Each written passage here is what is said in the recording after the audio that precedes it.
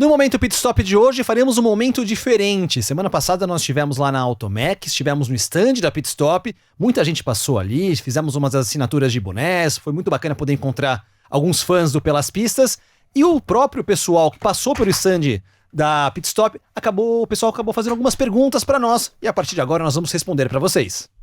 Tudo bom? Eu sou o Bruno, eu tenho uma pergunta para o Fittipaldi. Eu tenho a curiosidade de saber qual a corrida mais difícil da vida dele. Fala, Bruno, tudo bem? Corrida mais difícil da minha vida.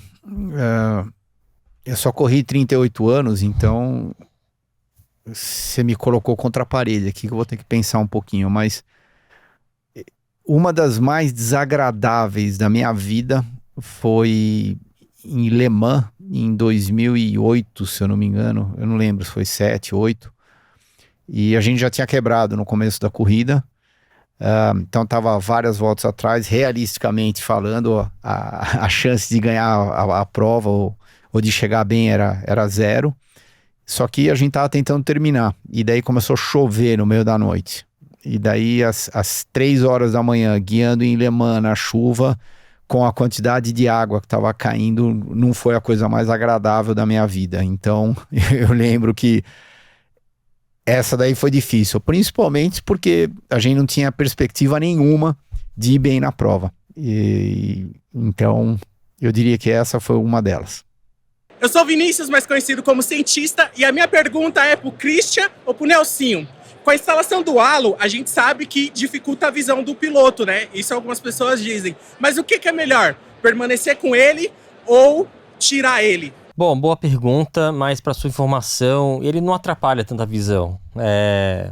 Aquele chinelinho, né, que eles falam, que fica só uma linha na frente, é uma coisa tranquila de ver, não atrapalha em nada.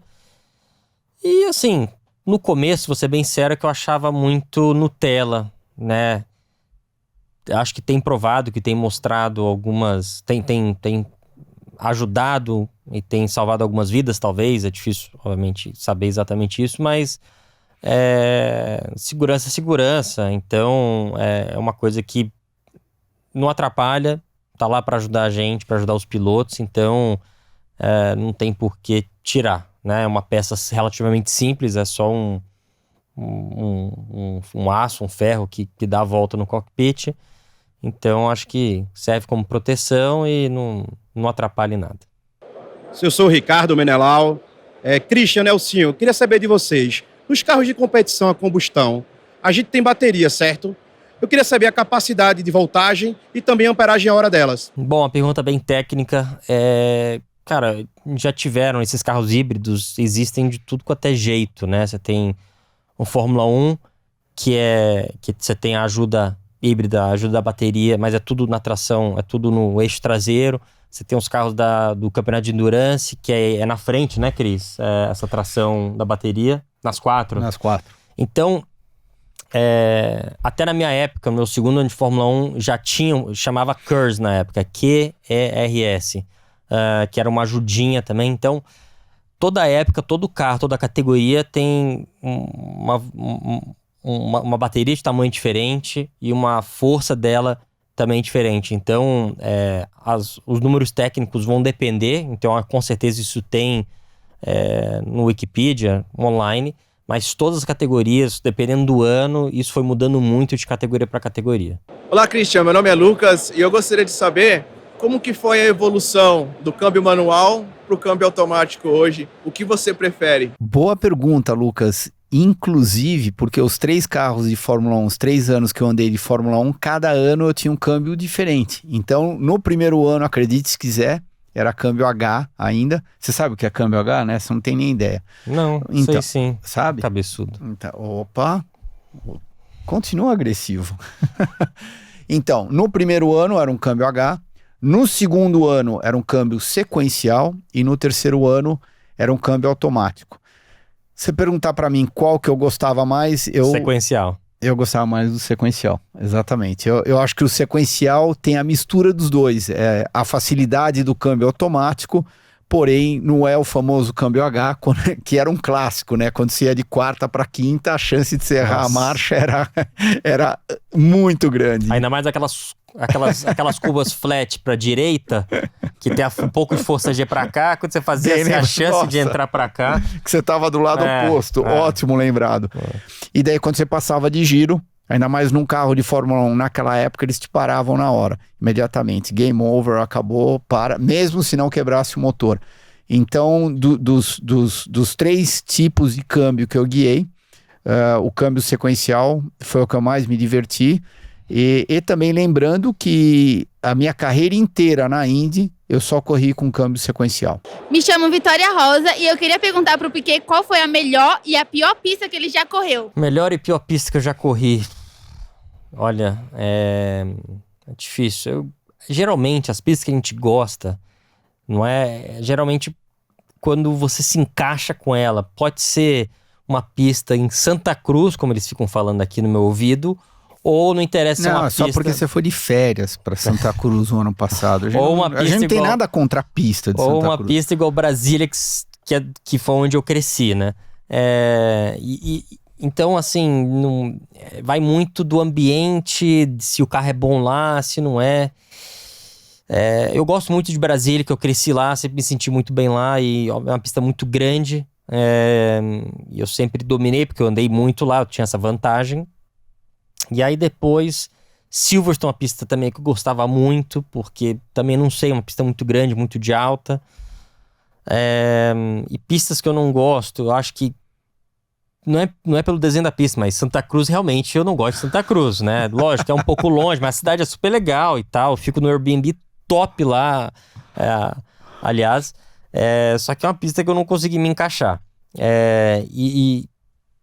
Vamos falar de pistas recentes a Stock Car. O Velopark também, eu adoro Porto Alegre. Tem vários amigos lá, tem o nosso Piquet Kart lá, mas o Velopark também é uma coisa que eu não consigo... I cannot get around it, sei lá, que eu não consigo me adaptar muito bem. Então, enfim, 2 pistas que eu gosto, Brasília e Silverstone, e 2 pistas que eu não me encaixo muito bem, Santa Cruz e Velopark. As duas ficam lá perto de Porto Alegre. Pode ter certeza que Velopark você não é o único. E aí, Piquet, me chamo Mike, gostaria de saber qual foi o maior desafio que você teve numa corrida pré-eliminação ou numa final. Me diz aí. Bom, uma das coisas mais difíceis que eu consigo lembrar foi a última etapa da primeira temporada da Fórmula E, aquela em Londres, que eu larguei em bagagésima, alguma coisa lá atrás, por causa de um azar na classificação. E a disputa foi até a última volta, porque eu estava basicamente brigando por 1 ponto de diferença com o segundo lugar, que era o Boemi na época. E era a menor pista que a gente... Era a menor pista do campeonato. Mais estreita, mais curta, impossível de ultrapassar. E eu tava largando, sei lá, em 17º. Eu tinha que ficar no mínimo, ou no máximo, 1 posição atrás do Boemi. E deu tudo certo. Assim, foi uma corrida bem tensa. Eu tinha que ser agressivo na largada, agressivo na estratégia. Pit stop tinha que dar tudo certo.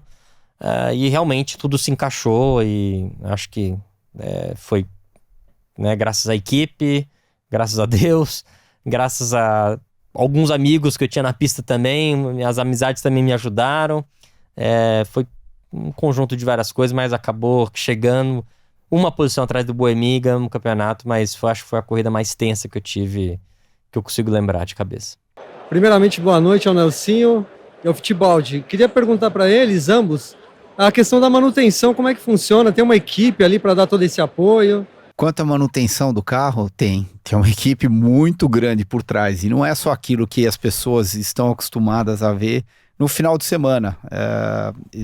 Eu até em várias ocasiões costumo dizer que 70% da prova é vencida na preparação do carro, então é vencida antes de você ir para a pista, e quando você chega na pista, você só está executando, otimizando tudo aquilo que você tem.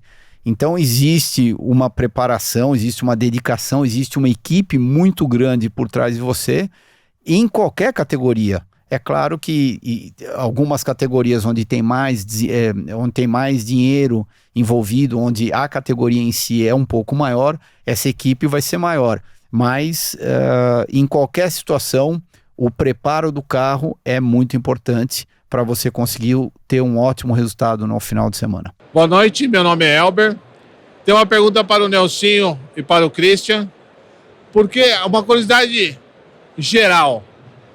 Em algumas categorias de automobilismo, o piloto dirige um pouco mais longe do volante. Na NASCAR, o piloto dirige bem próximo do volante. Isso é uma característica do projeto do carro? É alguma técnica? Eu gostaria que você explicasse um pouco sobre isso, sobre essa diferença de posição do piloto dentro do cockpit dos carros. Bom, é boa pergunta também, boa observação.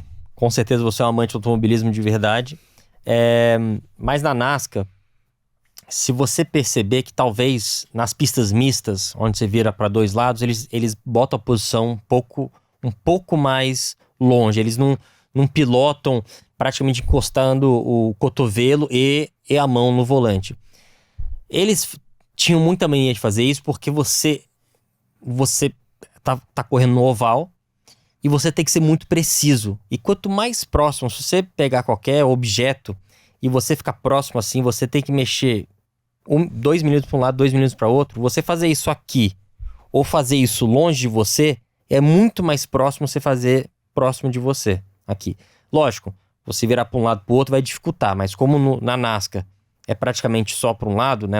Sempre foi, agora que estão começando a entrar as pistas mistas, eles pegaram muita mania de ficar dirigindo mais próximo, que realmente ajuda, porque você consegue repetir esse movimento para a esquerda com muito mais precisão e com muito mais constância do que se você estivesse longe. Estou exagerando, tá?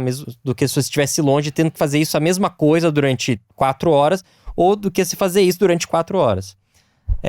Então, eu não sei se você entendeu, mas você tem mais alguma coisa para acrescentar? Não, exatamente isso. E a outra coisa que foi, inclusive quando eu fui andar no carro de NASCAR pela primeira vez, foi essa a minha primeira pergunta. Eu falei, uau, mas é estranho essa posição de guiar.